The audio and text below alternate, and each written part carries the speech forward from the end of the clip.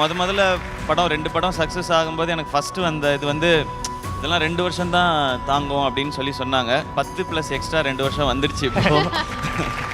So இன்னும் கொஞ்சம் வருஷம் ஓட்டிட முடியும் நம்பிக்கை இருக்குது. இவங்க கை தட்ட அது இன்னும் ஜாஸ்தியாகவே இருக்குது. 12 இயர்ஸ் இங்கே வந்து இருந்துட முடியுன்றதெல்லாம் முதல்ல எனக்கு தோணவே இல்லை. ஆடியன்ஸ்க்கு மட்டும்தான் நான் தேங்க்ஸ் சொல்லணும்னு நினைக்கிறேன். ஏன்னா உள்ளே வரும்போது எந்த பிளானும் இல்லாமல் வந்தேன். ஒரு சின்ன ரோல் கிடைச்சாலும் நடிச்சிடணும், ஒரு காமெடினா கிடைச்சாலும் நடிச்சிடணும், இல்லை 2 ஹீரோ அப்படிலாம் எதுவுமே பார்க்காம கிடைக்கிற வாய்ப்பை கரெக்டாக பண்ணிடணும்னு நினச்சி தான் வந்தேன். ரொம்ப என்னவே நான் வந்து க்ரூம் பண்ணிக்கிட்டோ இல்லை எல்லாம் கற்றுக்கிட்டோ அப்படி வரல. பட் நம்ம பையன் ஒருத்தன் அங்கேருந்து இங்கே வந்திருக்கான்னு சொல்லி கை தட்டிக்கிட்டே இருந்தாங்க. அந்த கைத்தட்டல் சத்தம் கேட்டு 12 வருஷம் அப்படியே ஓடிட்டே இருக்குது.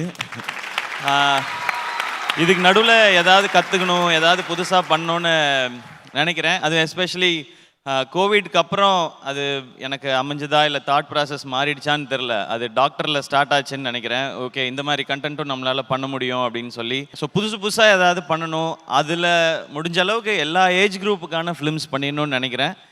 ஏன்னா முதல்ல படம் 2 படம் சக்ஸஸ் ஆகும்போது எனக்கு ஃபஸ்ட்டு வந்த இது வந்து இதெல்லாம் 2 வருஷம் தான் தாங்கும் அப்படின்னு சொன்னாங்க.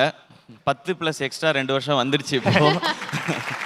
ஸோ இன்னும் கொஞ்சம் வருஷம் ஓட்டிட முடியும் நம்பிக்கை இருக்குது. இவங்க கை தட்ட அது இன்னும் ஜாஸ்தியாகவே இருக்குது. ஏன்னா நான் அவங்க இந்த கைத்தட்டலுக்கு சின்சியராக இருந்தணும்னு நினைக்கிறேன். நான் நடுவில் நிறைய கன்ஃபியூஷன்ஸ்லாம் வரும். இப்படி பண்ணலாம் அப்படி பண்ணலாம் அப்படின்றதெல்லாம் ரொம்ப சிம்பிள்.